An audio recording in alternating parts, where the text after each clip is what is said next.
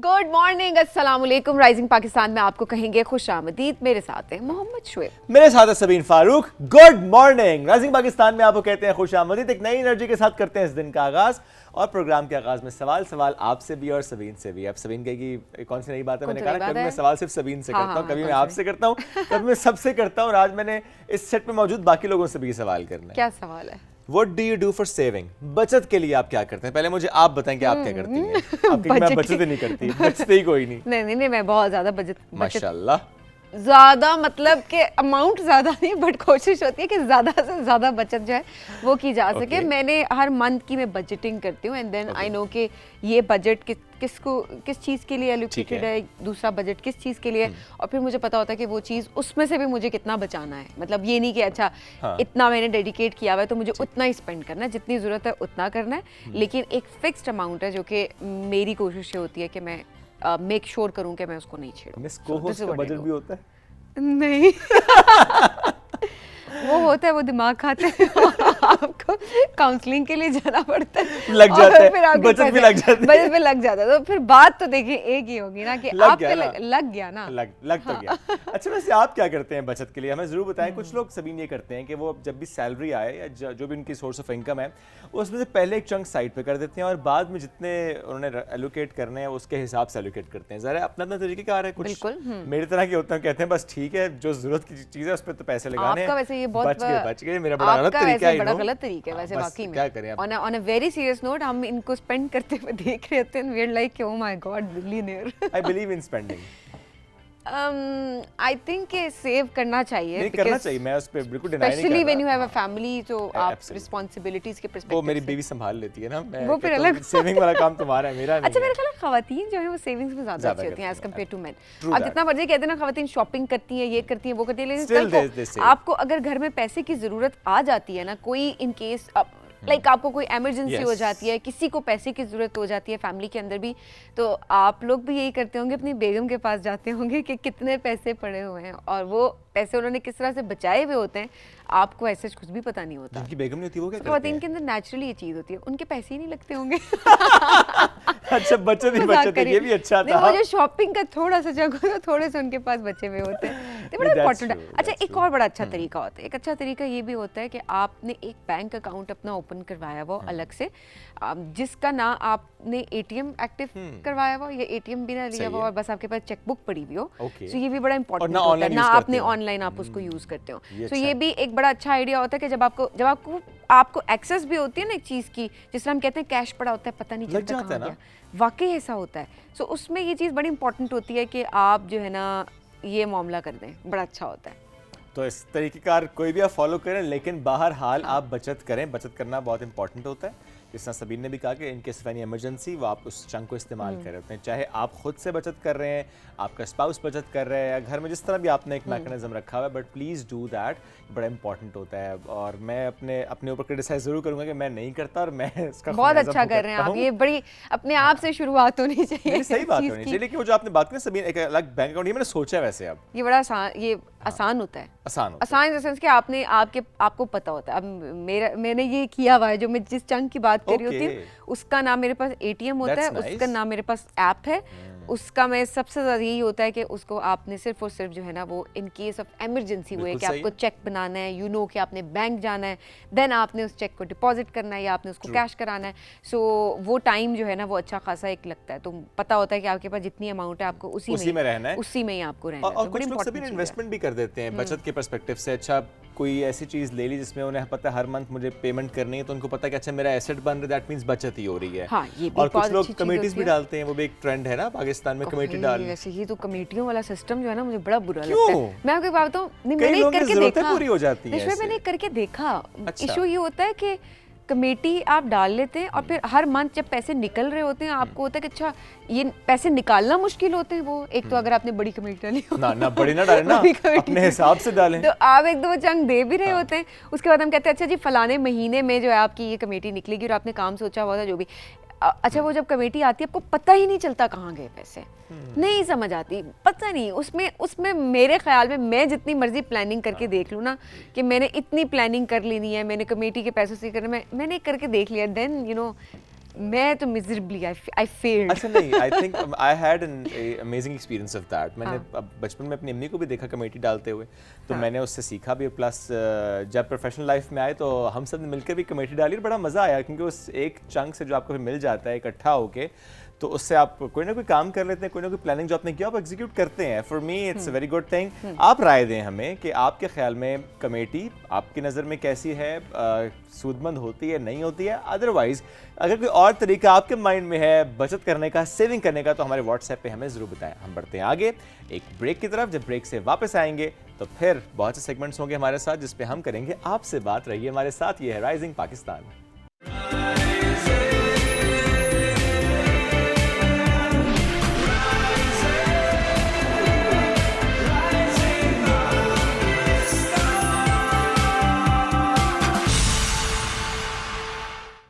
Welcome back to rising Pakistan में आपको कहेंगे खुश आमदीद। और अब ज़रा बात करते हैं डिजिटल मार्केटिंग की, क्योंकि पहले तो हमें नज़र आ जाते थे ना, कुछ एड्स हम देख रहे होते थे इलेक्ट्रॉनिक मीडिया पे और हम कहते थे कि अच्छा यही एड्स हैं, और कुछ तो एड्स ऐसे बन रहे होते थे बड़े मज़े के कि हमें आज भी याद है हमारे बचपन के कि वो प्रोडक्ट जो है ना वो आपको याद हो जाता था। और प्रोडक्ट की बाज़ों का तो उसके फीचर्स ना भी पता हो तो हमें वो जो इतनी प्यारे सी जो एड जिसको बनाया जाता था उसकी पूरी स्टोरी, हमें वो पूरा एड जो है वो याद हो रहा था, हम डिस्कस कर रहे होते थे।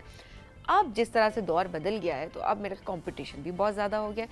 कंपटीशन के पर्सपेक्टिव से देखा जाए तो अब हर चीज़ जो है वो डिजिटली जो है वो शिफ्ट हो गया। तो डिजिटल मार्केटिंग कितनी इंपॉर्टेंट है, पहले से मार्केटिंग जो है जो ट्रेडिशनल मार्केटिंग हमारी चल रही थी वो कितनी मुख्तलिफ हुई है, उसने कितना चैलेंजिंग बनाया है इसको, आज हम इस हवाले से बात करेंगे। और स्पेशली क्या क्या चैलेंजेस हैं जिनको फेस करना पड़ता है। एंड वही बात होती है कि हर कोई आजकल हम देख रहे होते हैं वो जा रहा होता है डिजिटल मार्केटिंग की तरफ, लेकिन एक्सपर्ट्स के बात कहते हैं कि शायद लोगों को अभी भी सही तरीके से उनके पास गाइडेंस नहीं है कि एक्चुअली उनको शुरू कैसे करना है, इन्वेस्ट कितना करना है, और उसके बाद उनको उसकी मैक्सिमम आउटरीच किस तरह से और देनी कुछ है। लोगों को तो ये भी नहीं अभी तक मालूम कि अच्छा वो करना भी है स्टिल। हाँ, ये ये भी भी बड़ा चैलेंज है ना। शहजादे ऐसे भी हैं। हाँ, शहजादे ऐसे भी हैं, वो कहते हैं नहीं रिवायती तरीके देखा चलेगा तो उनका काम खराब हो जाता है। बिल्कुल। हाँ, कभी कभी तुक्का लग भी जाता है पर हर वक्त लगता नहीं है। सो किसी भी कारोबार के लिए, किसी भी ब्रांड के लिए, किसी भी प्रोडक्ट के लिए मार्केटिंग कितनी इंपॉर्टेंट है, आज हम इस मौजूद पर गुफ्तगू करेंगे। हमें ज्वाइन किया है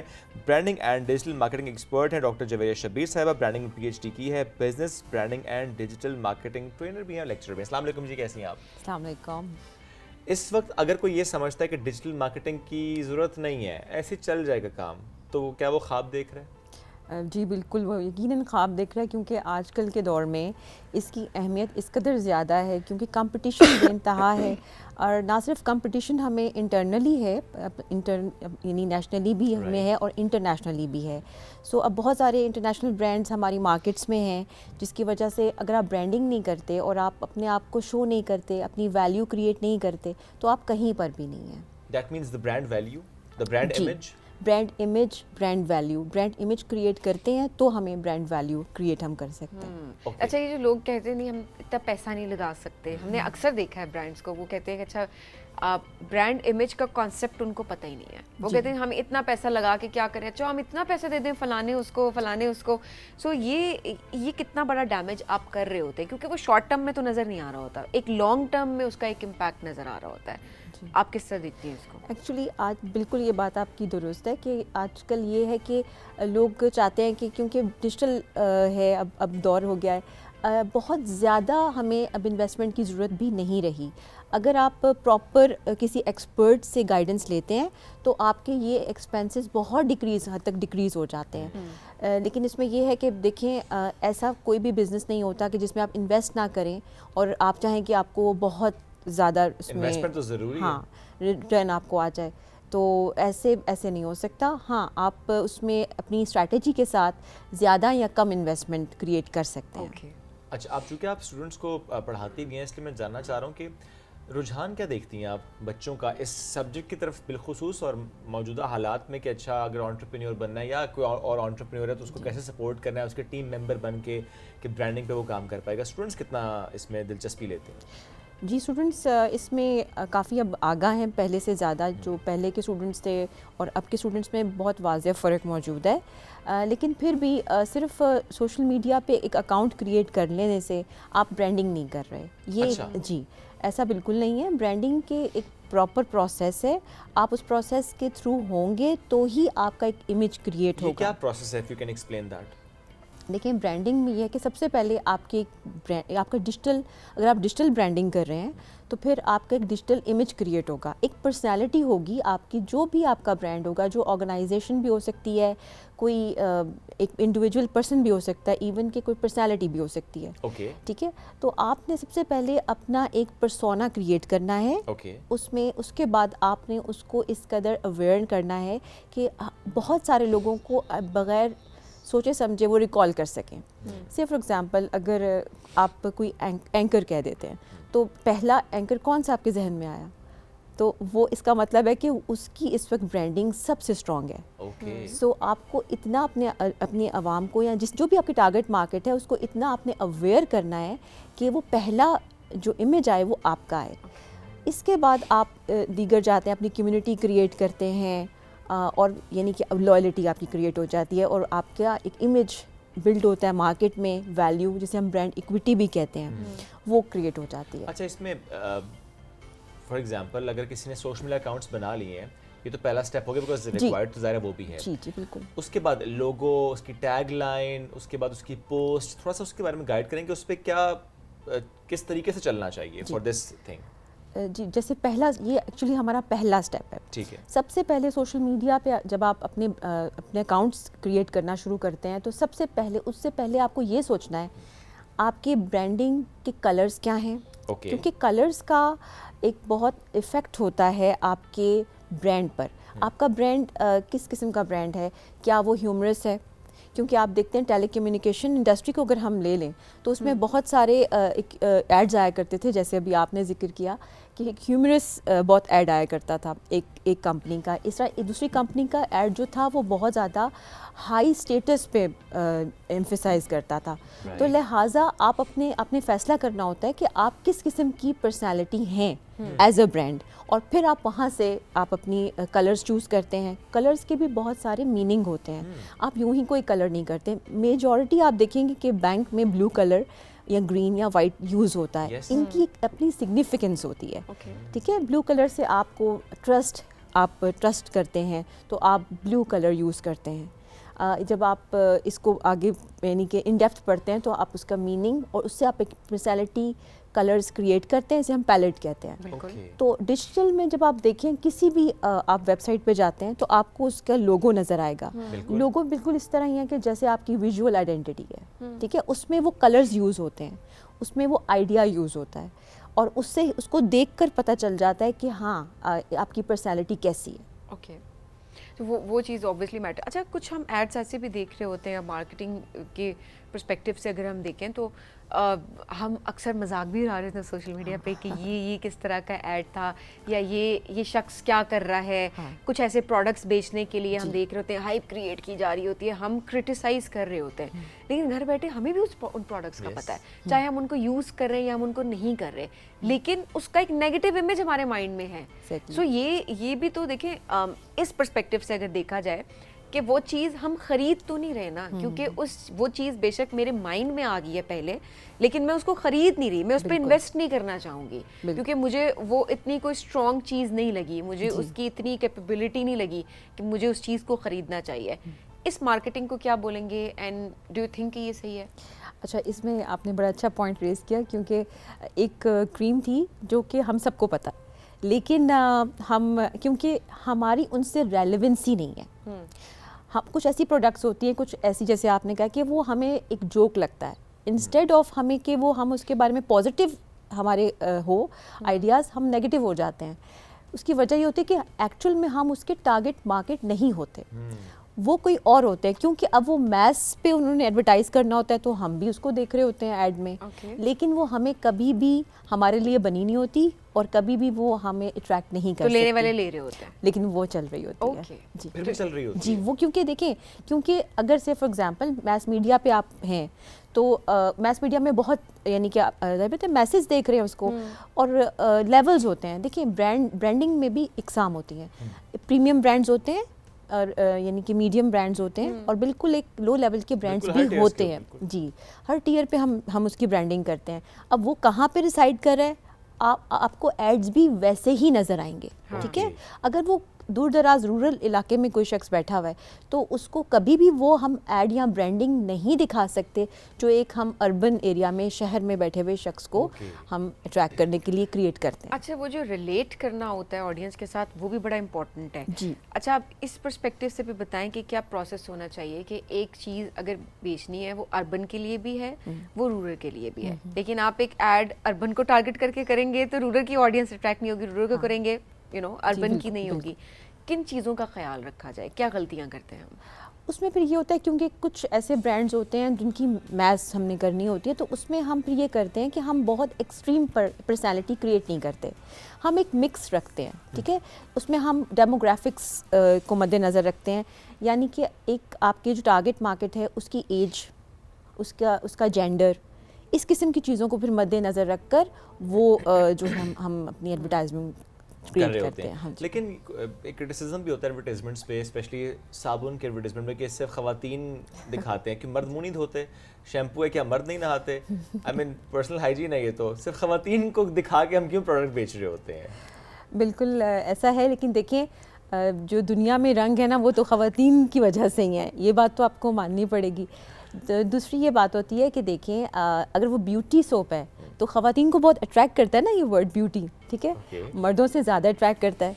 और फिर हमारी जो आबादी है वो भी ख़वातीन पे ज़्यादा मुश्तमिल है, तो मे बी हम इस तरह भी इसको समझ सकते हैं। यूँ समझ लें कि मर्दों को मुँह धोने की भी ज़रूरत नहीं है, ये उनको समझना चाहिए क्योंकि एक ही बात है ना, धोने से पहले भी धोने के बाद भी लश्कारे मारते हैं बात एक ही होती है। लेकिन हाँ मुझे लगता है कि आपका पॉइंट बड़ा वैलिड था इस कॉन्टेक्स्ट में, पॉजिटिव है बहुत ज़्यादा, वो एक अलग बात है, बट हम अक्सर देख रहे होते हैं कि ऑब्जेक्ट हाँ, ऑब्जेक्टिफाई करते हैं खवातीन को। एग्जैक्टली, ये दिस इज रॉन्ग। आप मार्केटिंग के पर्सपेक्टिव से भी अगर देखें तो एथिक्स जो है उनको कभी भी आपको नहीं छोड़ना चाहिए। सो आप अपना प्रोडक्ट बेचें ज़रूर, बट पैसा कमाना अपनी जगह पे होता है, बट पैसा उस तरीके से कमाएं कि वो एथिकल एक तरीका लगे, ना कि अनएथिकल लग रहा हो। सो मेरा ख्याल है वो तो हम खवातीन सफ़र हर लिहाज से इन मामलात में हम कर भी रहे होते हैं। बहुत सारी खवातीन हैं जो कि इसके ऊपर आवाज़ भी उठा रही होती हैं और बार बार इन चीज़ों के ऊपर बात हो रही होती है कि ऑब्जेक्टिफिकेशन ये नहीं होनी चाहिए इन एनी केस। अच्छा साहब, एक और मौजूद इस पर मैं चाहूँगा आप कमेंट कीजिएगा। अब जब पूरी डिस्कशन अब तो ये ज़ाहिर है पूरी एक साइंस है, स्टूडेंट्स पढ़ते हैं, यूनिवर्सिटीज़ में जाते हैं, पढ़ते हैं और उसके बाद आगे बढ़ते हैं, लेकिन हमारे यहाँ हम देखते हैं कुछ यूट्यूबर्स भी, कुछ इन्फ्लुएंसर्स भी डिजिटल मार्केटिंग के, क्योंकि मैंने कई दफ़ा उनको गुफ्तगू सुनी, वो कहते हैं कि बस हम तो यूँ कोर्स करवाते हैं, एक कोर्स हम देते हैं और बस आप सीख जाएंगे इन वीक्स एंड डेज, और बस आप अपने ब्रांड को लॉन्च करें या आप ब्रांड की ब्रांडिंग करें। सो ये जो एक रवैया है, आप इसको किस निगाह से देखती हैं? बहुत सारे इन्फ्लुएंसर्स जो हैं वो ये प्रपोज करते हैं कि आप डिग्री की तरफ से आप बच्चे जो हैं वो हट जाएं और जस्ट उनके कोर्सेज कर लें।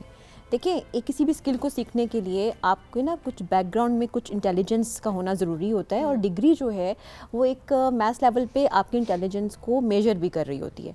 ये कैसे हो सकता है कि उसकी अहमियत ना हो? यहाँ पर भी और बैरून मुल्क भी, दोनों जगह इसकी अहमियत है। और शायद कुछ जो हैं वो इसको बच्चों को, यूथ को मिसगाइड भी कर रहे हैं कि आप जस्ट स्किल सीख लें और आपकी लाइफ सेट है। ऐसा नहीं है। वहाँ पर जब आपके पास स्किल होगी और डिग्री नहीं होगी तो ऐसे शख्स को ज़रूर जो है वो अहमियत दी जाएगी जिसके पास डिग्री भी मुनासिब होगी और स्किल्स भी होंगी। डॉक्टर साहब, यूथ मिसगाइड क्यों ना हो? जब वो देखती है कि एक यूट्यूबर आता है, वो कहता है जी कि मुझे तो बोलना भी नहीं आता था, मैं अनपढ़ था, मैंने बस टिकटॉक पे लाइव करना शुरू किया या किसी ऐप पे लाइव करना शुरू किया, बस मैंने बात करना शुरू की और मैंने कमाना शुरू कर दिया। यूथ कहती है ये तो आसान काम है, मैं कर लेता हूँ। इसी तरह वो फिर ऐसे ऐसे इवेंट्स एंड यूट्यूबर्स के देखते हैं, वो कहते हैं कि ये जो लेविश लाइफस्टाइल इनका है, इनका घर, इनकी गाड़ी, इनका बैंक बैलेंस, इनका लाइफस्टाइल, इनकी ट्रैवलिंग, इनके गिफ्ट्स, वो कहते हैं ये तो आसान चीज़ है, फिर मैं ऐसा करता हूँ इसका कोर्स ही कर लेता हूँ कि अच्छा मैंने कैसे यूट्यूब पे पैसा कमाना है, या मैंने कैसे टिकटॉक पर आना है, मैंने कैसे यूट्यूब ऑटोमेशन पे जाना है। तो यूथ तो मिसगाइड होगी जब वो इस तरह के चमचमाती ज़िंदगी किसी की देखेंगे। देखिए, ये हर जगह मौजूद है, हर प्रोफेशन में मौजूद है। आपके जो स्टार कुछ होते हैं वो हर प्रोफेशंस में है, आप उनको भी तो उनसे गाइडलाइन लेना, उनसे सीखें। कोई भी काम इसका शॉर्टकट नहीं होता। शॉर्टकट कभी आपको कामयाबी की तरफ वक्ती तौर पे आपको लगेगा कि हाँ मुझे फ़ायदा हो गया, लेकिन लॉन्ग टर्म में आप कभी भी उसमें सर्वाइव नहीं करेंगे। ये जो यूट्यूबर्स आपको ये खूबसूरत दुनिया भी दिखाते हैं, तो मे बी कभी आप इसको इस तरीके से सोचें कि शायद ये बहुत ज़्यादा यानी कि उन्होंने क्रिएट भी की हुई होती है, ठीक है, एग्जैजरेटेड होता है। और अगर ऐसा है तो वो ये नहीं बताते कि हमने कितनी मेहनत की है। देखिए कोई चीज़ भी मेहनत के बगैर नहीं होती, ये एक फुल टाइम जॉब होता है। अगर इस तरह ही होता तो फिर कोई भी कामयाब हो जाता, कोई भी जो यूट्यूबर है तो फिर वो कामयाब हो जाता ना। सब नहीं होते, वो जो स्किल्स हैं वो बेसिकली चाहिए होती है और आपको बहुत ज़्यादा डेडिकेशन चाहिए होती है। It's a full time job. आप स्क्रिप्ट अपना देख रहे हैं, उसके बाद आप उसको रिकॉर्ड कर रहे हैं, उसके बाद आप उसको एडिट कर रहे हैं। ये चीज़ें तो मिस कर दी जाती हैं ना जब आप ये चीज़ें दिखा रहे होते हैं। ये चीज़ें तो नहीं बताई जाती, इसमें कितना टाइम लगता है। तो प्रॉपरली प्लान्ड होता है और फिर उसके बाद वो कहीं कामयाब होते हैं, और सारे लोग अनफॉर्चुनेटली कामयाब नहीं हो सकते। कहीं ना कहीं उनका कोई एक इंग्रेडिएंट मिस होता है, दैट्स व्हाई वो आगे नहीं बढ़ पाते, जिसमें आई थिंक एक कंसिस्टेंसी वाला एलिमेंट भी है।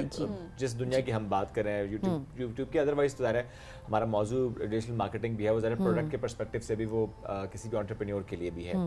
अच्छा, ऐसे में वेबसाइट के लिए एसईओ, सर्च इंजन ऑप्टिमाइजेशन, इसका क्या किरदार होता है बुनियादी तौर पे, और कितना इंपॉर्टेंट है जब आप पढ़ा रही होती हैं बच्चों को कि अच्छा एसईओ ये एक पूरा सब्जेक्ट है जिसको आपने समझना है? ये इस वजह से इसकी अहमियत बहुत ज़्यादा होती जा रही है नेशनली इंटरनेशनली, क्योंकि आपकी एक वेबसाइट है, गूगल में आप उसको इंडेक्स कर रहे हैं। अब गूगल में तो लाखों करोड़ों वेबसाइट्स हैं, आप क्या फर्स्ट पेज पे आ रहे हैं? क्योंकि अगर आप भी सर्च करते हैं मोस्टली आप मेरे ख्याल में कम ही सेकंड पेज पे जाते होंगे। अमूमन हम उन्हीं लिंक्स को क्लिक करते हैं जो फर्स्ट पेज पे होते हैं, बिल्कुल, और उन्हीं को हम ऑथेंटिक भी समझते हैं। तो जब आप एसईओ क्रिएट करते हैं अपने किसी भी ब्रांड के लिए, तो वो उसकी रैंकिंग इंक्रीज करती है, ठीक है। और लोग फिर हम प्रॉपर कीवर्ड्स इस्तेमाल करते हैं, जो लोग भी सर्च करते हैं तो वो डायरेक्ट हमारे उस वेबसाइट पे पहुंच जाते हैं। तो हम उनको एक्चुअली हम बहुत सारा क्लटर कट करके और हम डायरेक्टली एक रास्ता उनके लिए क्रिएट करते हैं कि आप हमारे यहाँ पे हमारी वेबसाइट को आप विजिट करें। तो ये बहुत ज़रूरी है ब्रांडिंग के लिए, ब्रांड्स के लिए और तमाम बिजनेसेस के लिए, ये बहुत ज़रूरी है। और चाहे वो फिर डिजिटल आप फुटप्रिंट की बात करें, कोई ऐसा ब्रांड जो डिजिटल है या अदरवाइज फिजिकल ब्रांड, बिल्कुल बिल्कुल उस दोनों के लिए ऐड है। कोई बात जो आप ऐड करना चाहते हो हमारे नाज़रीन के लिए इस मौजू से जुड़ी, स्पेशली कंटेंट क्रिएटर्स के पर्सपेक्टिव से भी, कि कुछ हम अब एड्स हम इस तरह से भी देख रहे होते हैं कि अब वो प्रॉपर एड्स नहीं भी बनाए जा रहे होते, बट हम देख रहे होते हैं डेली बेसिस पे कोई कंटेंट क्रिएटर कंटेंट क्रिएट कर रहा है, तो इस तरीके से उस प्रोडक्ट को बेचा जा रहा होता है, उसकी मार्केटिंग की जा रही होती है कि देखने वाले को समझ भी आ जाती है, लेकिन पता भी नहीं चल रहा होता कि एक प्रॉपर किस्म की डायरेक्ट जो है वो मार्केटिंग की जा रही है। सो ये भी एक बेहतर तरीका है। बिल्कुल, इसमें यह है कि जो एक हमारा कॉन्सेप्ट है इन्फ्लुएंसर्स, ठीक है, तो लोग बहुत ज़्यादा इन्फ्लुएंसर्स को अब फॉलो करते हैं और फिर बग़ैर सोचे समझे उनको फॉलो करके वो चीज़ वो बाय कर लेते हैं, ठीक है। जिसमें से बाज़ औक़ात, जैसे फॉर एग्जांपल अगर हम फूड इन्फ्लुएंसिंग को देख लें, तो बाज़ औक़ात उनकी वो जो वो बात होती है वो उनकी पेड होती है। हमें थोड़ा सा सोचना चाहिए, हमें अल्लाह ताला ने अक्ल दी है, हमें ख़ुद भी थोड़ा सोचना चाहिए। बिल्कुल हमें इन्फ्लुएंसर्स के पीछे नहीं जाना चाहिए कि जो वो कह रहे हैं, जो उन्होंने कह दिया, तो ये एक ये फॉलो अप बहुत ज़्यादा हो गया है। जो आपने ऑनलाइन देख लिया, बस आप सेल है, अगर कोई सेल है तो आप देखेंगे कि वो सब लोग वहीं पहुंच गए। कोई इन्फ्लुएंसर ने कुछ कह दिया, आप लोग खुद भी सोचें, एनालाइज कीजिए और फिर आप अपना फैसला कीजिए। लेकिन हाँ, मार्केटिंग के पर्सपेक्टिव से I think it's a very good idea कि आप डायरेक्ट मार्केटिंग नहीं करें, एक तरह से आप इनडायरेक्ट डायरेक्ट मार्केटिंग करें। तो ये भी बड़ी इंपॉर्टेंट चीज़ है। बट हाँ, वो तो डिपेंड आपके ऊपर करता है कि आप लेना चाहते हैं वो चीज़ या आप नहीं लेना चाह रहे होते। बट बदलते हुआ जो दौर है उसके साथ साथ जो बदलती हुई चीज़ें होती हैं, जो ट्रेंड्स होते हैं, उनको फॉलो करना भी बहुत इंपॉर्टेंट होता है। डॉक्टर साहब, बहुत शुक्रिया प्रोग्राम में ज्वाइन करने के लिए। नाज़रीन, हम बढ़ेंगे एक ब्रेक की जानिब, स्टे विद अस।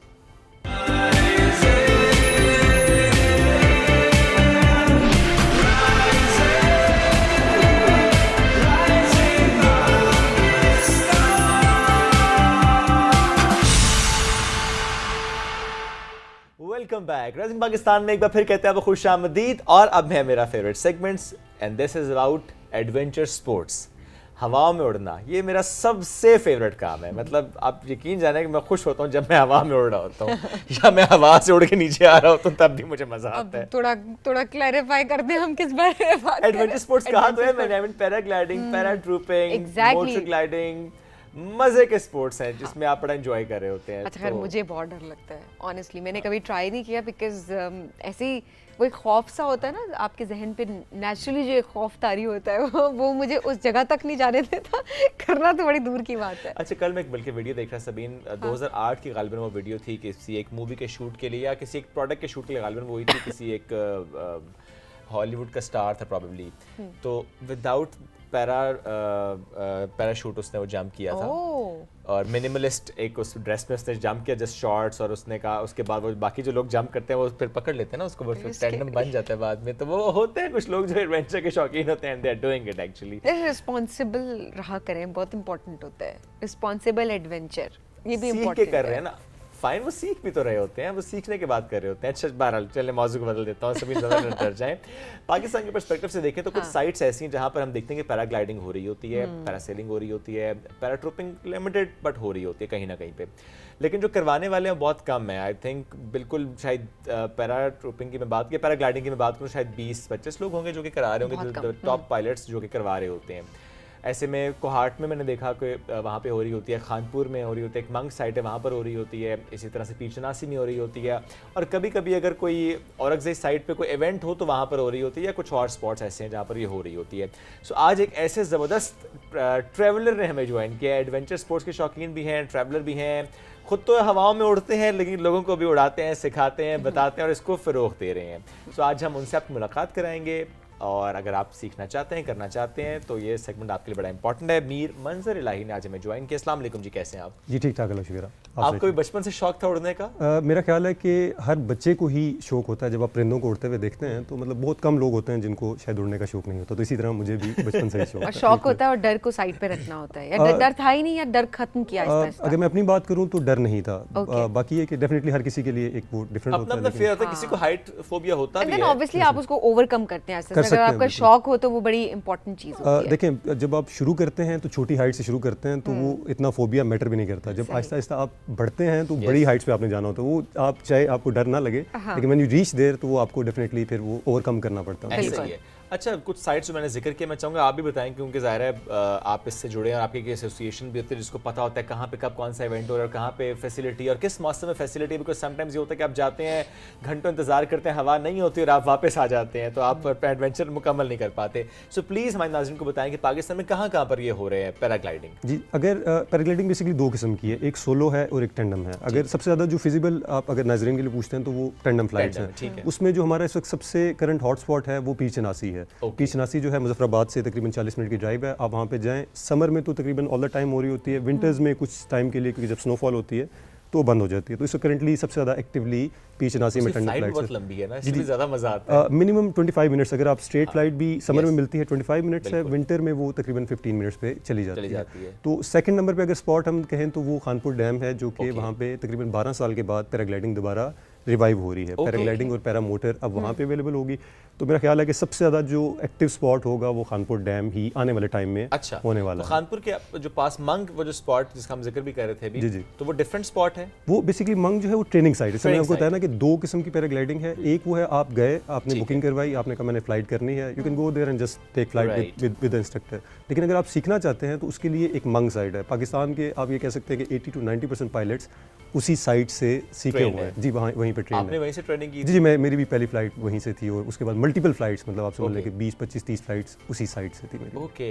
और आपको लगता है कि Khanpur would be the hotspot for this? देखिए खानपुर ओवरऑल वाटर स्पोर्ट्स और एडवेंचर के लिए हॉटस्पॉट बन चुका है। ये मोटरवे की डेवलपमेंट के बाद जितना भी टूरिस्ट हमारा नॉर्थ जा रहा है, चाहे वो कश्मीर जा रहा है, चाहे वो नारान जा रहा है, नारान की वजह से फिर गिलगित बल्तिस्तान भी ऑटोमेटिकली आ जाता है। एंड इवन सवात का जो टूरिस्ट है और कराची का टूरिस्ट स्पेशली वो खानपुर को या जाते हुए टच करता है या वापसी पे वो टच करता है। तो इससे पहले पैरासेलिंग वाज एट बूम, मतलब बहुत ज़्यादा हो रही थी, लेकिन अब पैरा मोटर और पैराग्लाइडिंग के बाद उसकी भी डिमांड बहुत ज़्यादा हो गई है। और रश भी हम काफ़ी ज़्यादा देख रहे होते हैं वहाँ। जी बिल्कुल ऐसे। अब तो इवन ये विंटर वेकेशंस में भी पहले होता था कि वाटर स्पोर्ट्स हैं तो विंटर में शायद कम होते होंगे, लेकिन जैसे ही कराची निकलता है, मतलब हमारे वहाँ पे ये है कि कराची आया तो वहाँ पे रश तो कराची है जो कि मतलब पूरे मुल्क की इकोनॉमी को तो डेफिनेटली एक रोल प्ले कर रहा है, लेकिन बड़ा शहर है आबादी के लिहाज से, लेकिन टूरिज्म खानपुर डैम ओवरऑल उसमें भी एक बहुत बड़ा रोल है। अच्छा मैं किन चीज़ों का ख्याल रखना चाहिए सीखने के पर्सपेक्टिव से? अगर कोई कुछ लोग होते हैं ना सीखा नहीं भी होता बट ऑब्वियसली जब पायलट होता है एंड देन उसके साथ आप बैठते हैं वो भी I think it will be fine because आपको तो सिर्फ उस राइड को एंजॉय करना है? जी, राइड को एंजॉय करने के साथ साथ आपने देखें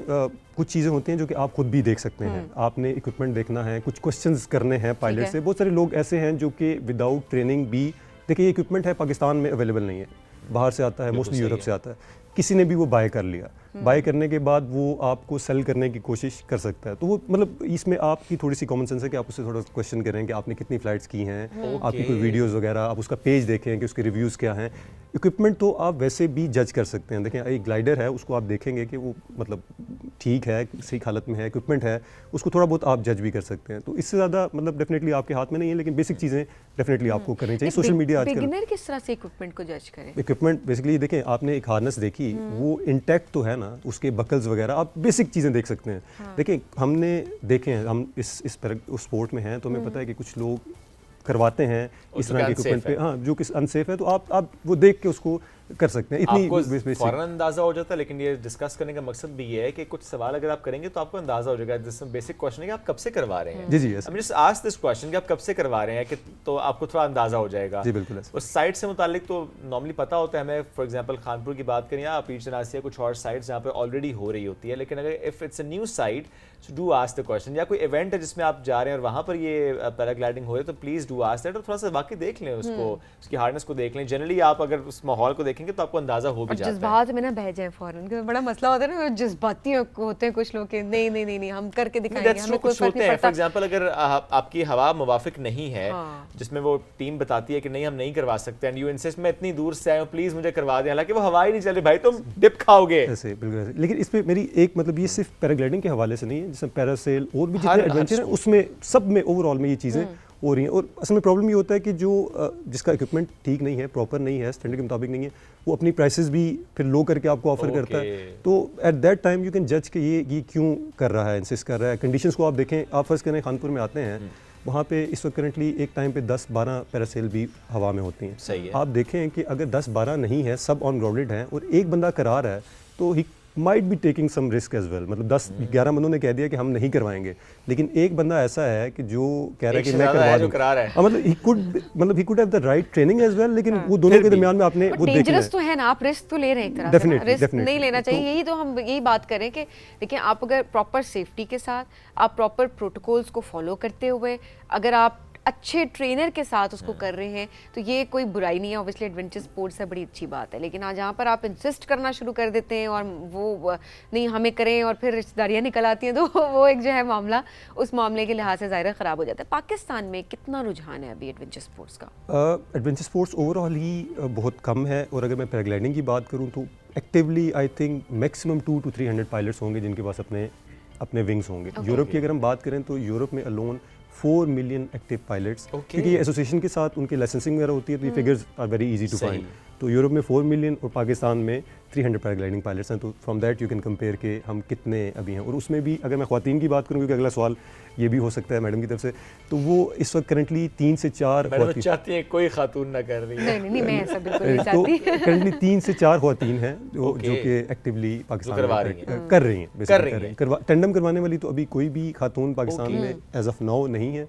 और जी वैसे क्यों ऐसा है? बिकॉज अब देखें समटाइम्स ये होता है, आप जाते हैं आप नहीं कंफर्टेबल होते हैं ना, आपको होता है कि आप खातून ने करनी है, आपकी फैमिली मेंबर ने करनी है, तो आप देखते हैं अच्छा कोई खातून ट्रेनर करो तो आप कंफर्टेबल होते हैं। क्यों नहीं है कोई ट्रेनर खातून? ट्रेन क्यों नहीं कर रहे? ट्रेन तो अभी देखें, अभी तो सोलो 4 से 5 पायलट्स में परसेंटेज में अगर हम बात करें तो लेस देन 2% वो परसेंटेज आ गई। तो अभी पहले तो उनको एज अ पायलट, एक पायलट का जो टैंडम पायलट बनने का सफ़र है वो खासा लंबा है। मतलब एक सर्टेन नंबर ऑफ एक ट्रेनिंग है, फिर सर्टेन नंबर ऑफ आवर्स हैं जो आपने करने हैं, उसके बाद आप किसी को टैंडम करवा सकते हैं। एक तो वो डिस्टेंस है, दूसरा डिमांड, मतलब ओवरऑल जो पैराग्लाइडिंग की अभी डिमांड है वो इतनी ज़्यादा टैंडम नहीं है, तो फिजिबिलिटी वगैरह का भी इशू है। लेकिन डेफिनेटली यही जो 4-5 पायलट्स हैं ये इंक्रीज होकर 10, 15, 20 बनेंगी और इन्हीं में से कोई ना कोई टैंडम बेसिकली स्टार्ट। हाँ कि सबीन के तो एक ऑप्शन अपॉर्चुनिटी भी है ना उन तमाम खवातीन के लिए जो कहती हैं कि हम first female in this domain बनना चाहते हैं, तो पाकिस्तान में भी ऐसी कोई खातून नहीं है जो ट्रेनर है। सही बात है। वैसे ये एक अच्छी अपॉर्चुनिटी आपको बता दी, बिकॉज वो जो फर्स्ट का टाइटल होता है ना, वो मिल सकता है। अच्छा मुझे बड़ा अच्छा लगता है जो फर्स्ट का टाइटल जो भी अचीव करती है ना खवातीन, क्योंकि आप ट्रेंड सेट कर देती हैं।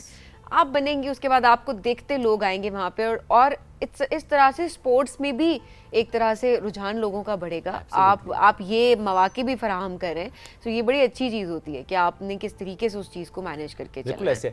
अच्छा, जो बात हम पैराग्लाइडिंग की पाकिस्तान के पोटेंशियल में कर रहे हैं, और कौन सी साइट्स हैं जो आपको लगता है कि अच्छा वो भी डेवलप हो सकती हैं, प्लस इस डोमेन में सयाहत कितनी लिंक्ड हो जाती है? अगर हम इंटरनेशनल टूरिस्ट की बात भी करें या for that example national tourism की बात भी करें, सिर्फ इस एक डोमेन पे अगर काम करें, टूरिज्म कितना पनपता नजर आता है?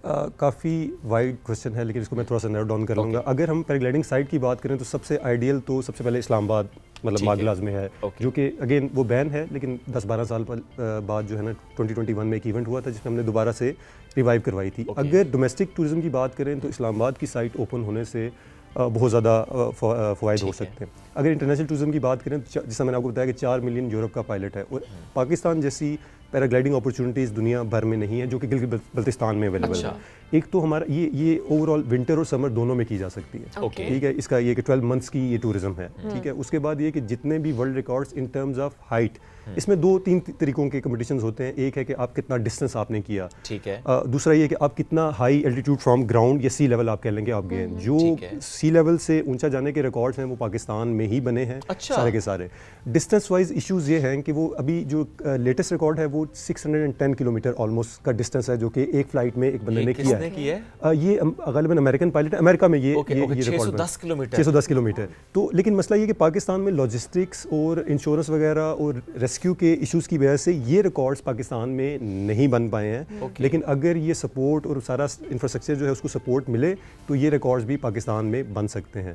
तो अगर उस लिहाज से देखें तो 12 महीने की आपकी टूरिज्म है, 4 मिलियन का पायलट जो है आपका यूरोप में, और ओवरऑल दुनिया में one of the fastest growing adventure sports जो है ना वो डेवलप हो रहा है, उसमें बहुत टेक्नोलॉजी आ रही है, तो इसमें बहुत स्कोप है पाकिस्तान की टूरिज्म के लिए। That's great. मतलब मैं सिर्फ ये सोच रहा हूँ सबीन कि इस्लामाबाद से बंदा उड़े और काड़ा में जाके लैंड करे, तकरीबन ऐसा ही है 600 किलोमीटर जहाज का टिकट भी ना लेना पड़ा। नहीं, उसके अलावा उसके बड़े पैसे लग जाएंगे। ट्रैवल बचा, शौक का शौक हो गया, पैसे के पैसे बच गए। मगर साथ किसी को ले भी जाए ना, रास्ते में गप्पे शप्पे लगाते जाएंगे। कभी खुदा ना खास्ता कोई हादसा हुआ आपके साथ? मेरे साथ तो खैर लेटेस्ट ही अभी तकरीबन समझ लें कि 1 मंथ पहले हुआ। ये देखिए एक रिस्की सपोर्ट है, आप मतलब ये रिस्क इसमें से एलिमिनेट नहीं कर सकते हैं, उसको आप मिटिगेट कर सकते हैं through right equipment, right training, right conditions के जरिए। तो मैं मतलब हम पंजाब में फ्लाई कर रहे थे, तो थोड़ा सा लैंडिंग में हम 2-4 पायलट्स इकट्ठे हो गए, जगह कंजस्टेड थी, तो वहाँ पे पावर लाइंस थी, तो I went into power lines, मतलब नॉट मी, मेरा ग्लाइडर, और वो मतलब वो ख़त्म हो, मतलब डिस्ट्रॉयड। तो ये चीज़ें जो हैं ये तो ये मतलब अभी 1 महीना पहले ही हुआ। तो ये इसमें मतलब कोई इंजरी वगैरह फिजिकल नहीं है, लेकिन इक्विपमेंट जो है दैट गॉट डैमेज। वो ज़ाहिर है खुदा ना खास्ता ये हो सकती थी ना इंजरी, जी अल्हम्दुलिल्लाह you are safe. And then एक ट्रॉमा अलग होता है आपके। जी, ट्रॉमा तो पायलट के लिए स्पेशली देखिए उस इंसिडेंट के बाद इट्स वेरी इंपॉर्टेंट कि आप नेक्स्ट फ्लाइट जितना इमीडिएटली हो सकता है वो करें, अदरवाइज मतलब आपके लिए फिर वो जितना आप डिले करेंगे उसको फिर आपके लिए मुश्किल होता जाएगा एयरबॉर्न जाना, यानी वो भी बड़ा ज़रूरी होता है। डेफिनेटली मेरे पास ग्लाइडर नहीं था, मैं नहीं कर सकता था, लेकिन मैं अरेंज किया और नेक्स्ट फ्लाइट मैंने की ताकि मैं उस ट्रॉमा से वो निकल सकूं। It's very important. कौन सी सी गलतियां हैं जो कि जब आप राइड करवा रहे होते हैं तो जो राइड करने आया है टैंडम राइड वो उसकी तरफ से हो जाती हैं, थोड़ा सा उसके पर्सपेक्टिव से भी गाइड करें। देखिए उसमें अगर सोलो की बात करें वो एक डिफरेंट टैंडम में बेसिकली सिंपल यही होता है कि जो पैसेंजर है उसका एक ही काम इनिशियली होता है कि उसने रन करना होता है। मतलब जब आपने इसमें पहला पार्ट होता है इन्फ्लेशन का, जो ग्लाइडर है उसको पायलट जो है वो इन्फ्लेट करता है, वो पायलट का काम है। ठीक है। इन्फ्लेट करने के बाद आपने रन करना होता है। इसमें बेसिकली टेक ऑफ होता है। पैराट्रूपिंग और पैराग्लाइडिंग का डिफरेंस ये है कि उसमें जंप है, इसमें टेक ऑफ है, रैंप है, या जो भी स्लोप है उस पर आपने यूजुअली होता है कि जब वो सर पे आ गया तो उसके बाद इंजन जो है उसका वो पैसेंजर होता है, क्योंकि वो आगे अटैच्ड है। तो उसने अगर वो रुक जाएगा या प्रॉपर तरीके से आगे मूव नहीं करेगा तो वो वहीं पे ही शुड कीप रनिंग, मतलब चाहे आपकी टांगे हवा में, लेकिन ही शुड कीप रनिंग। वो कम्युनिकेशन जो है ना वो पायलट कर रहे होते हैं, जो टैंडम पायलट होता है वो पहले भी बताता है, लेकिन just as soon as the glider comes on your head और आपने रन करना होता है आगे, आप जब वैली देखते हैं तो यू फॉरगेट एवरीथिंग। तो उसलिए ये सिर्फ जो पैसेंजर होता है उन्हें यही बताते हैं कि आपका सिर्फ एक रोल है कि आपने सुनना है, मतलब आपको बताएंगे कि जब रन करना है तो फिर आपने सोचना नहीं है, बस फिर सोचने का भागना काम, इस पे सोचने का काम जो है वो और जब तक pilot उड़ का- नहीं जाते भागते रहो भागते रहे, हाँ जी। वो फिर उसके बाद ये कि जब हवा में फिर इतना टाइम होता है, जैसे पीछे चनासी है तो 20-25 मिनट है, तो उसमें आराम से आपको सेटल करवाते हैं सीट में, आप उसमें बैठे वीडियोस लें, वो सारा कुछ। तो इसमें पैसेंजर का रोल सिर्फ इतना है कि उसने जो टेक ऑफ है और लैंडिंग में देन अगेन वो आपको थोड़ी बहुत इंस्ट्रक्शंस देते हैं कि आपने टांगे ऊपर लैंडिंग करनी की है। क्या इंस्ट्रक्शंस होती है? लैंडिंग में बेसिकली ये होता है कि जब आप सोलो पायलट आता है ना, तो सोलो लैंड करेगा तो वो ही कीप्स रनिंग, मतलब वो आया हेड, आप हेड विंड में लैंड कर रहे हैं and then you break the momentum by running. अब इसमें टेंडम में थोड़ा रन करना मुश्किल होता है क्योंकि आप दो अटैच हैं, तो उसमें यूजुअली होता है कि हम बम्प लैंड करवाते हैं, तो उसमें यूजुअली बताते हैं कि आप पाँव ऊपर कर लें, कंडीशंस के लिहाज से होता है, मतलब अगर कंडीशंस अच्छी हैं तो वो मतलब एक ही जगह बड़े स्मूथ लैंडिंग्स होती हैं, आराम से, मैं तो कहता हूँ खड़े हो सकते हैं बल्कि समटाइम्स बिल्कुल ऐसे ही वो स्विंग करके उसको लाते हैं और फ्लेयर करके आप एक ही जगह पे वहीं पे कर देते हैं। अगर स्लो विंड होगी, अगर विंड लैंडिंग पे स्लो, इन दैट केस आपकी लैंडिंग थोड़ी सी तेज होगी, तो उससे सूरत में वो कहते हैं कि आप रनिंग कर लें या आप बम पे बैठ जाए, पाँव डालें। तो वो इंस्ट्रक्शंस, वो कम्युनिकेशन, क्योंकि इतना डिस्टेंस नहीं होता है, मतलब पायलट और पैसेंजर दोनों एक साथ ही होते हैं, तो इंस्ट्रक्शन साथ साथ बच्चों को भी करवाई जाती है? जी बिल्कुल ऐसी है। एज ब्रैकेट रखी हुई है? एज ब्रैकेट से ज़्यादा ये होता है कि हार्डनेस जो है, एज लॉन्ग एज हमारे एक पायलट हैं अभी, उन्होंने तकरीबन 3 साल का उनका बच्चा है, उसको खानपुर से जब ओपन हुई तो उन्होंने अपने बेटे को कराची में भी करवाई, उन्होंने खानपुर में भी करवाई। तो as long as he can fit in the harness, तो वो जो मिनिमम साइज़ के 3, 4, 5 साल का बच्चा जो है, कमर्शली नहीं करवाते हैं, कमर्शली, क्योंकि अब जब आपका बच्चा है तो आप यू कैन टेक रिस्क, वो आपको पता है कि आप कितना रिस्क ले रहे हैं, तब भी ना ही लें वैसे। मतलब इट डिपेंड्स कि आप मतलब उस बच्चे को फ्यूचर में उसके साथ क्या करना चाह रहे हैं, आपके प्लान्स क्या हैं। स्टिल देखिए ये भी एक चीज़ वैसे एक लीगल इलीगल के पर्सपेक्टिव से बात नहीं करी, because I still don't know कि एज रिस्ट्रिक्शंस इसके लिए क्या है, बट ये होता है कि 10 साल 11 साल 12 साल आप जब मतलब छोटी एज से बच्चों को लगा देते हैं एडवेंचर स्पोर्ट्स की तरफ, तो उनका डर निकल जाता है, उनका खौफ निकल जाता है। उन्होंने कहा ना कि आप उस बच्चे के साथ फ्यूचर में क्या करना चाहते हैं वो आप बचपन से तय करते हैं, पर समटाइम्स बच्चे भी जिद करते हैं ना कि मैंने करनी है। आई थिंक करवाएं, कोई इसमें वो नहीं है, सेफ्टी प्रोटोकॉल्स को मद्देनजर रखते हुए जरूर करवाएं। मैं तो जरूर चाहूंगा अपने बच्चे को भी कराओ जी, अगर मुझे कोई ऐसा मौका मिला, I would love to do that. वो मुझे कहता भी है वैसे, लेकिन बड़ी अच्छी बात है जो आपने कहा वो 3 साल के बच्चे ने भी कर लिए, तो मुझे ज़रा और होप मिली है। अच्छा, ऐसे में समटाइम्स ये भी तो होता है कि आप सब कुछ ठीक होता है, यानी हवा भी ठीक चल रही है, आप रन करते हैं, टेक ऑफ करने लगे, उस वक्त हवा रुक जाती है, कम हो जाती है, उस टाइम गिरा देते हैं आप? देखिए, जो हवा का ताल्लुक है ना, वो 2 जगहों पे सबसे ज़्यादा है, मतलब ओवरऑल फ्लाइट में रहता है, लेकिन जो हवा चाहिए, जो डिज़ायर्ड स्पीड हवा की है या डायरेक्शन है, वो टेक ऑफ पे चाहिए। ठीक है। टेक ऑफ का जो पार्ट है इन्फ्लेशन का, एंड देन आपने रन करके जो उसको हवा में निकलना है, तो उस टाइम तक हवा अपनी एक डायरेक्शन स्पीड रिक्वायर्ड है, एंड देन उसके बाद आप हवा में जब चले जाते हैं तो विंड रुक भी जाए, जीरो भी हो जाए, तो ग्लाइडर गिरता नहीं है। तो उसमें होता है कि जब आप 2 चीज़ें होती हैं, आप जाने से पहले जब आपने प्लान किया, जब आज इस वीक मैंने फलां दिन फ्लाइट करनी है, आप फोरकास्ट देखेंगे, फोरकास्ट देखने के बाद जब आप टेक ऑफ साइड पे चले जाएंगे, देन यू विल ऑब्जर्व कि एक होती है विंड जो कॉन्टिन्यूसली चल रही है, एक आता है गस्ट। आप देखेंगे कि जी गस्ट कितना आ रहा है, विंड कितनी आ रही है, किस विंडो में मैंने निकलना है, यू डिसाइड, एंड देन आप वो टाइम इंटरवल काउंट करते हैं कि इतनी देर के लिए ये इतनी विंड चल रही है, इतनी देर के लिए चल रही है। कैलकुलेशन बड़ी प्रिसाइज होती है, ऐसी करनी पड़ती है। वो मतलब जितनी अच्छी आपकी वर्किंग होगी उतना अच्छा आपका टेक ऑफ होगा, अच्छी आपकी फ्लाइट होगी, डेफिनेटली आप एंजॉय करेंगे। और जितना अच्छा आपका टेक ऑफ होगा, वो कॉन्फिडेंस आप फ्लाइट में लेके जाएंगे और उतनी अच्छी ही आपकी फ्लाइट होगी, you will enjoy the flight. सबसे ज़्यादा अच्छा व्यू किस फ्लाइट में आपको पर्सनली लगता है, जितने पाकिस्तान के साइड्स में हो रही है? देखें, मैंने खुद पर्सनली हुंजा में की नहीं है, लेकिन जो डेफिनेटली हुंजा का व्यू है वो दैट इज अनमैच्ड, लेकिन उसमें जो स्किल रिक्वायर्ड है वो भी अनमैच्ड है। मतलब जितना आप नॉर्थ की तरफ जाते हैं तो आपको स्किल सेट इंप्रूव करना पड़ता है डेफिनेटली। वो ये टेक ऑफ के लिए भी, फ्लाइट के लिए भी, लैंडिंग के लिए भी ओवरऑल कंडीशंस दे चेंज। मतलब यूरोप के भी इवन जो पायलट्स हैं, टॉप पायलट्स, मतलब they don't consider coming to Hunza because of the dynamics. Short flight is not an issue, आप टेक ऑफ करें, लैंड कर लें, लेकिन अगर आप लॉन्ग फ्लाइट्स करनी है तो उसके डायनामिक्स, वेदर कंडीशंस, एल्टीट्यूड, मतलब आपने 4000 से टेक ऑफ किया, यूरोप का highest mountain is around 4500 metres, सही है, तो हमारी रोड 4200 मीटर पे जाती है, तो डायनामिक्स ही टोटली डिफरेंट है। मंजर साहब बहुत शुक्रिया, साथ मौजूद थे, all the best and stay safe. हम एक ब्रेक की तरफ बढ़ना है, ब्रेक से वापस आएंगे, रहिए हमारे साथ, ये है राइजिंग पाकिस्तान।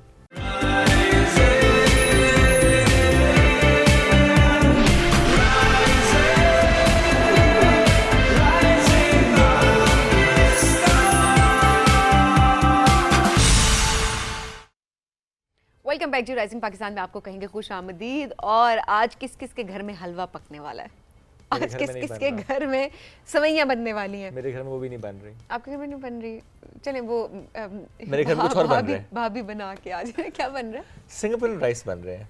इसका मतलब कल हम सिंगापुरियन राइस खाएंगे। आप कहती हैं हमने आज खाएंगे, deal तो done आज कर मंगवा दिया। लेते, आपने जरूर कल खाने हैं। नहीं मैंने आज ही खाने हैं। अगर आज आप मंगवा दें आज तो बहुत मंगवा अच्छा हो लेते जाएगा। ये देखिए ये वो वाली चीज़ है ना जो सर्दियों के साथ जुड़ी होती है, खाना पीना।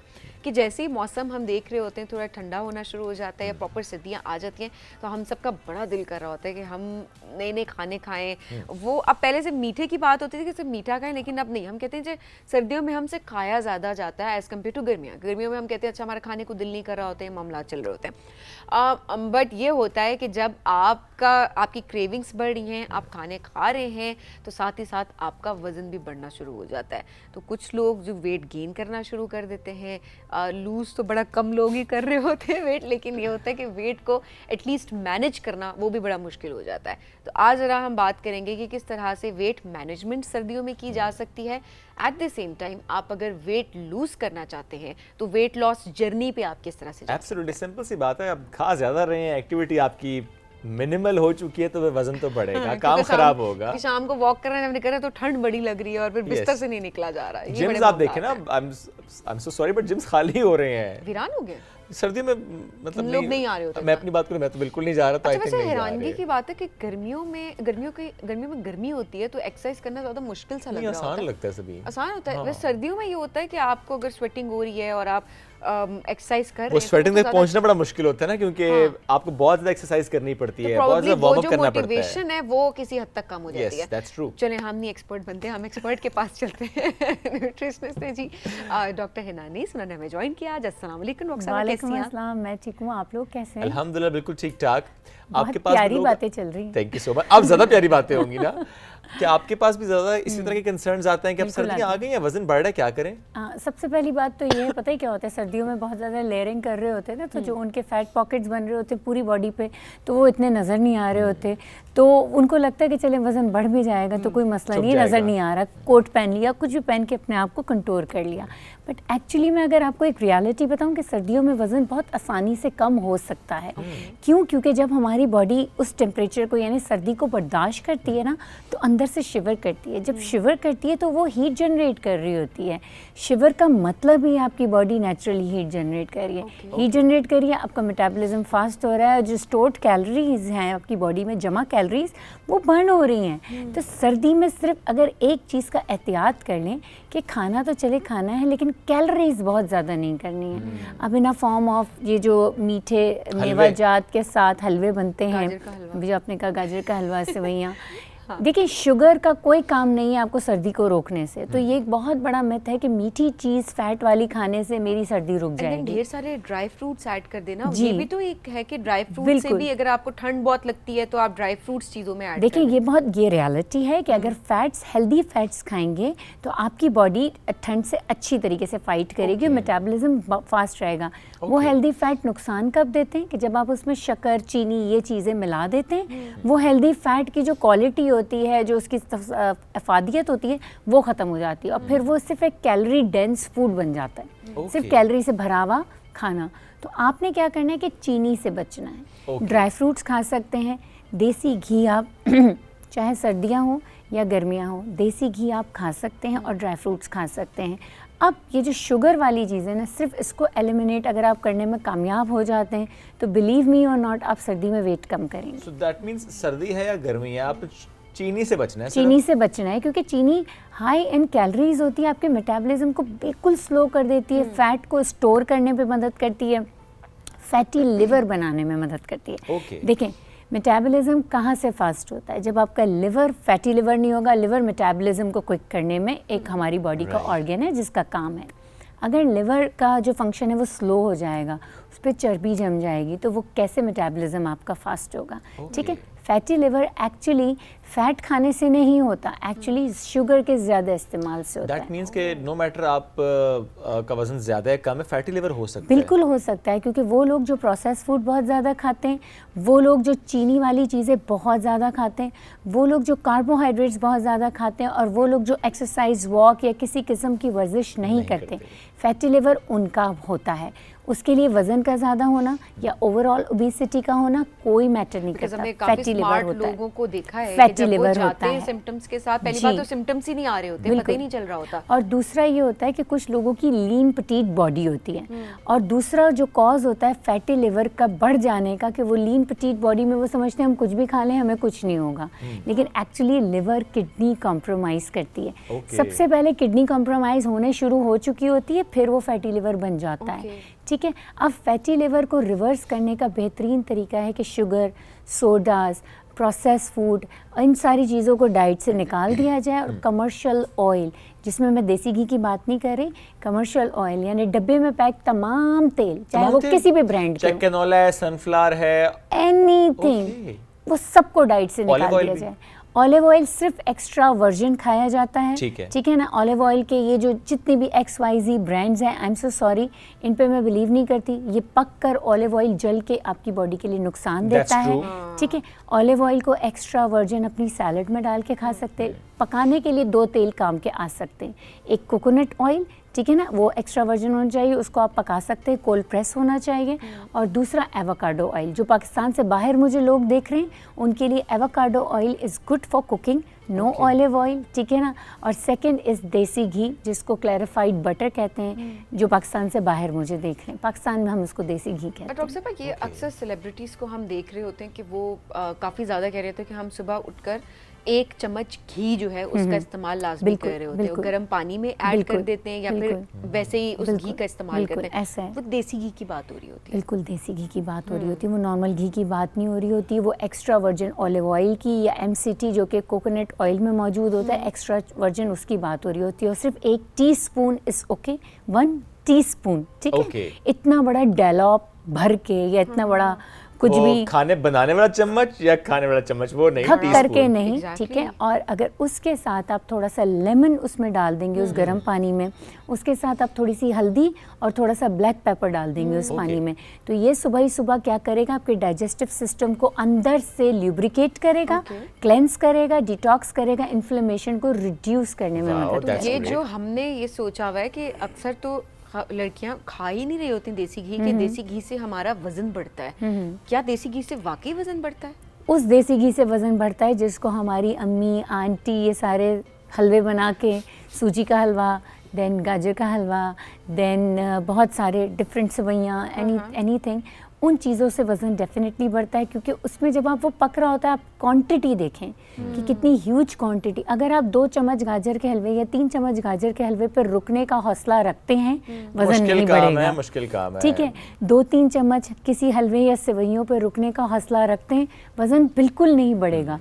देखिए, क्वांटिटी भी मैटर करती है। आप जरूर खाएं, कितना लेकिन भर थोड़ा के खाएंगे, थोड़ा सा खा लें। अगर क्रेविंग और हो रही डेली है, 1 टीस्पून देसी घी अगर आप खाते हैं, आपका वजन नहीं बढ़ता, बिल्कुल नहीं उससे manage बढ़ेगा। हो जाता है। डेली तो ये तो 1 चलिए बड़ी चम्मच, बात है जो पता चली है, क्योंकि वो जो आपने बात की ना हलवे, और वो बच्चे की पैदाइश के बाद हम देख रहे होते हैं फौरन बाद खवातीन को घर के अंदर वो देसी घी में खाने, चूरी बना के देना देसी कितना घी ज़्यादा। में। देखें, किसी भी अच्छी गुड हेल्दी इंग्रेडिएंट का ओवर यूज़ आपको ज़रूर नुकसान पहुंचाएगा। देसी घी बहुत अच्छा है, बहुत हेल्थ के लिए अच्छा है, but not more than 3 spoon per day. आप ये जो हमारी 3 टेबल स्पून तक आप भी ले सकते हैं, but not more than 3 table spoon per day.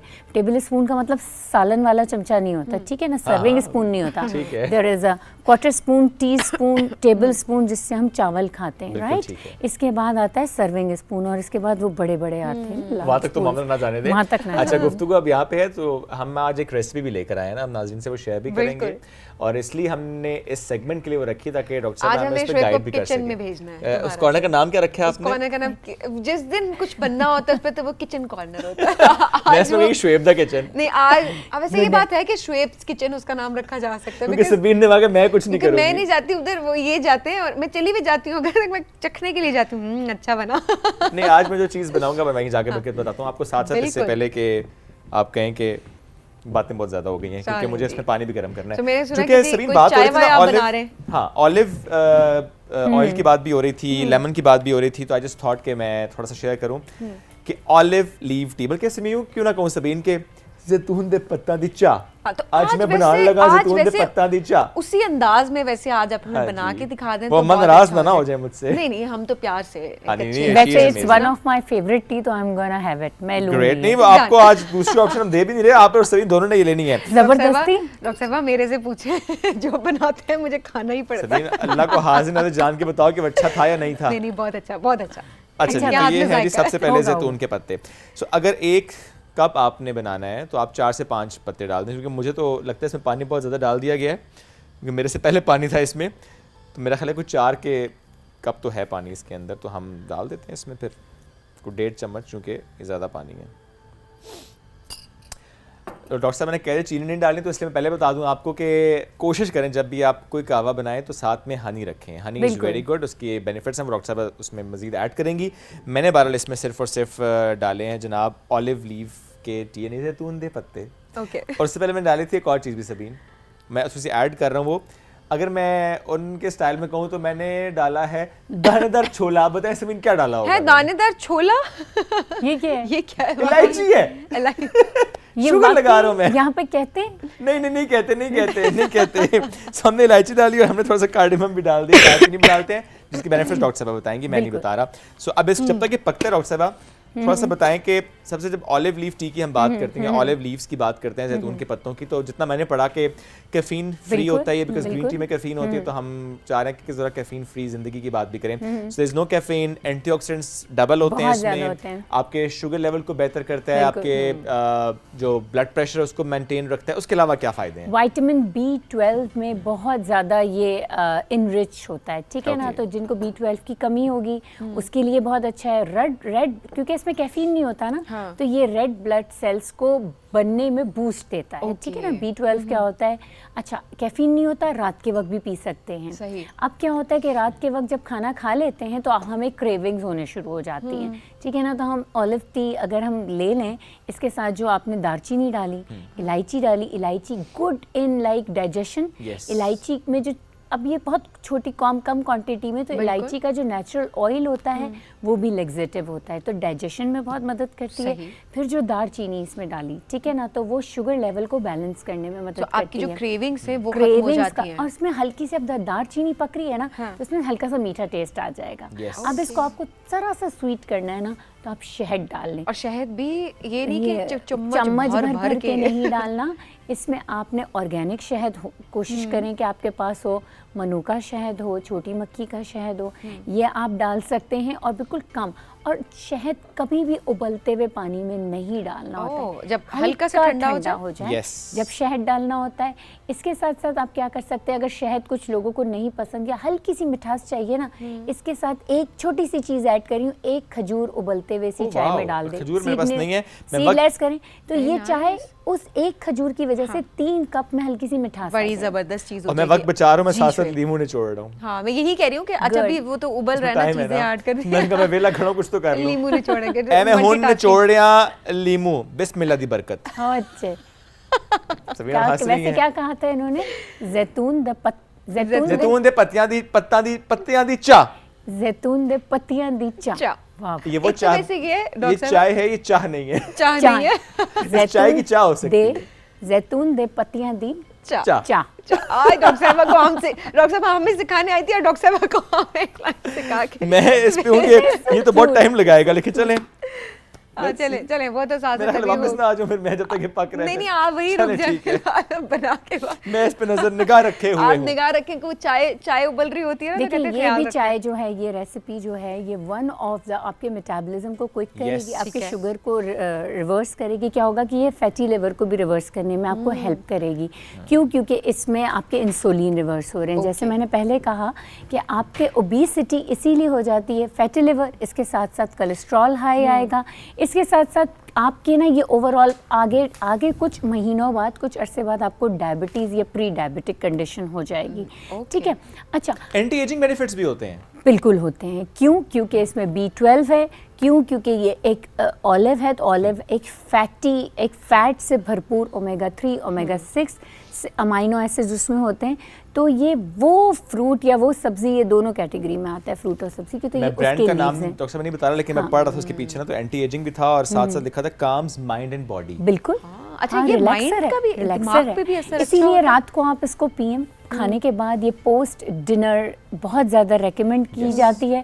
Metabolism fast कर देगी, आपको रिलैक्स करेगी, इसके साथ आपको साथ नींद आपको अच्छी आ नींद जाएगी। अच्छी आ एंटी जाएगी। इन्फ्लेमेटरी भी है, एंटी इन्फ्लेमेटरी, जोड़ों के दर्द की, ये कपल पेन की पता है बात नहीं क्या कर रहा मैं, जोड़ों के हाँ। दर्द की बात कर रहा हूँ। मियां बीवी के आपस के मसाइल में काम नहीं उस दर्द करते। के कोई इलाज नहीं है। वो लाइलाज दर्द। वो लाइला अच्छा, उसके लिए उसका सिर्फ कुछ नहीं एक कह चीज़ सकते। कहा जाता है, सब्र करें, बर्दाश्त करें। दूसरा कोई ऑप्शन नहीं होता। उसकी कोई अच्छा, चाय वैसे काम नहीं डॉक्टर साहब, आएगी। ये बात भी होती है आपको कुछ अर्सा बर्दाश्त करना पड़ता है, 60-70 साल तकरीबन। 60-70 हाँ, साल अगर बिल्कुल आपकी ऐसा। उतनी जिंदगी लिखी बिल्कुल हुई है तो ऐसा है। मतलब और जितनी ज़िंदगी, जितना आप खुशी खुशी बर्दाश्त करेंगे ज़िंदगी बढ़ती जाएगी, दुखी दुखी बर्दाश्त करेंगे ज़िंदगी कम हो जाएगी। खवातीन ही उबलना ज्यादा शुरू हो बर्दाश्त गई है, कर रही नाज़रीन होती हैं। मुबारक हो। लेकिन मैं चाहूँगा 1-2 मिनट में इसको बॉयल जरूर डॉक्टर कर साहब, लूँ। हर वक्त ये भी होता है ना कि हर टी को हम ग्रीन टी भी बोल रहे हो बिल्कुल, अब ऐसा इसको है। भी इतने सारे लोग ग्रीन टी, हम भी इससे पहले हाँ, बोल रहे green थे, tea आपने बिल्कुल मैं नहीं है करेक्ट जी ये। किया कि हाँ। ग्रीन टी जैतून दे नहीं पत्ता दी होती। चाह। यानी कोई भी ग्रीन पत्ते हैं ना तो उसको ग्रीन टी बोलने शुरू हो जाएंगे। हर लेमन ग्रास को भी lemon ग्रीन टी grass बोलते को हैं काफी green लोग, tea हमें भी ग्रीन टी बोलते बना दो, लेमन ग्रास की ग्रीन टी बना ग्रीन दो। टी बना दो। तो हर चाय के ना, यानी हर लीव्स के, हर हर्ब के अपने बेनिफिट्स है। कुछ हर्ब्स एंड लीव्स को हम कंबाइन भी कर देते हैं, ठीक है ना। और ड्राई किसी भी हर्ब को, किसी भी पत्ते को सुखा के उसको टी बना दिया जाता है, वो तो ठीक है, टी उसको हम कहते हैं। लेकिन काली चाय की अपनी, ब्लैक टी की अपनी है। तो अगर आपका कभी इत्तेफाक हुआ हो श्रीलंका या पाकिस्तान से बाहर जाने का भी, तो वहाँ भी बहुत किस्म की चाय, चाहे वो ब्लैक टी हो, ग्रीन टी हो, ओलोंग टी हो, वाइट टी हो, स्पेयरमेंट टी हो, यानी पुदीने की पत्तों की चाय, तो उसको स्पेयरमेंट टी कहा जाता है। और इसी सीखिए तरह श्वेत, कह रही है पुदीने के पत्तों की चाय। आहा, क्या बात है। पुदीना दा पत्ता की- बिस्मिल्लाह दी बरकत। नहीं, हो गया, गलत हो गया। अच्छा जी, अब मेरे पास ट्रेनर नहीं था नाज़रीन, मुझे आप हमें माफ कर दिया पत्तों के जाए। साथ ही पिलाएंगे ये। सभी पत्ते बैठ जाएंगे उसके अंदर, क्या होगा। कोई Just बात kidding। नहीं, benefits है। वैसे शुएब के हाथ में वैसे ही जायका बड़ा अच्छा होता है। मिक्स वो नहीं सोच रहे हैं कि आपका कहाँ है कप, की। मैं लेकर आऊँगा, 3 मग्स हैं। 3 मग से वो लेके आएंगे। क्योंकि हम वही चीज़ पियेंगे जो आप भी पियेंगे। ऐसे में भरोसा नहीं है। भरोसा। If you want to mix it. Thank you. और ये सबीन जी, ऐसे शक्ल से खूबसूरत लग रही है नहीं नहीं एक लग रही। मिनट। क्योंकि इसमें पत्ते कम है, पानी ज़्यादा है। नहीं नहीं, आपके वाले में पत्ते, 1 मिनट मुझे दिखाएं जरा। ये दिखाएं, ये वाली देखें,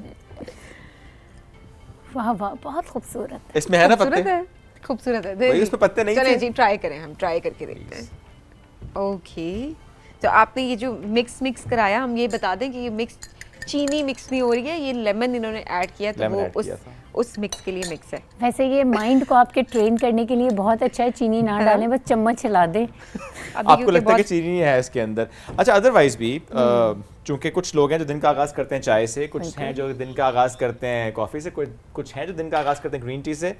सो मैं पहले करता था ग्रीन टी से, अब मैंने कुछ दिन से आगाज कर दिया है जी ऑलिव लीफ टी से। मेरे दोस्त ने मुझे सजेस्ट की थी और उसके बाद से मैंने कहा बस इट्स अभी रियली गुड। आप ट्राई करें, जरूर ट्राई करें। लेकिन ये मीठी कैसे है? इसमें दालचीनी चीनी नहीं है, दालचीनी की वजह से। दालचीनी की बस वजह देख अच्छा, से। ये देखिए ना, जो बिल्कुल। हम ढूंढ रहे होते हैं ना कि हमें हल्की सी इसकी जगह क्या। मिठास चाहिए। आप ब्लैक कॉफ़ी में, आप ब्लैक टी में, आप पहले कॉफ़ी और टी की क्वांटिटी कम डालें, इतना भर के डालने की ज़रूरत नहीं है, ठीक है। और दालचीनी साथ डाल के बॉईल करें, दालचीनी, इलायची। और बनाने वाले पे भी तो मैटर करता है ना। हाँ, तो हाथ की मिठास मिठास है। है देखें, ना। गुफ्तगू हो रही थी, यहाँ बना रहा था मैं, वहाँ तो बननी तो थी मीठी। देखिए नहीं वो नहीं, वैसे बहुत अच्छी बनी है। On a very serious note बता दूं मैं, बिकॉज अक्सर ये होता है कि टेस्ट आपको नहीं अच्छा लग रहा होता पत्तों नहीं का। नहीं, अच्छा है, पंजेंट नहीं है, हाँ। बहुत ब्लेंड है, सूदिंग है। और बहुत आप मेहनत भी तो वाकई की है ना इसको उन्होंने। बहुत मेहनत की है, मैं यहाँ उसे से आगे वहाँ तक पीछे चल आ के गया। गए थे। नहीं नहीं, कहते हैं ना कि लहजा बहुत शीरी है, तो जो वो चीज़ बनाएंगे वो मीठी अरे ही क्या होगी। बात है, क्या बात है। क्या तो बात नाज़रीन, आपको भी ट्राई करनी है, अवेलेबल है कहीं से भी, आप इसको हासिल करें, या अगर आपके आसपास दरख्त लगे, पत्ते लें, सुखाएं और चाय बनाएं और उसका इस्तेमाल करें। दालचीनी डालें, इलायची डालें, खजूर आपने ऐड करवाई बिल्कुल, थी, एक खजूर डाल नाइस। तो एक हेल्दी चाय से आप आगाज करें। क्या था? जैतून दे पत्ता दी चाय। जैतून दे पत्ता दी चाह। आप किस चीज के पत्ता दी चाह बनाते हैं वो? मुझे है इसकी चाह, आपको है किसकी चाह, हमें बस जरूर बताइएगा। प्रोफेसर बहुत के साथ मौजूद Thank थी you so आप। much. इसी के साथ हमें दीजिए इजाजत, दोबारा मुलाकात कल करेंगे। अल्लाह हाफिज।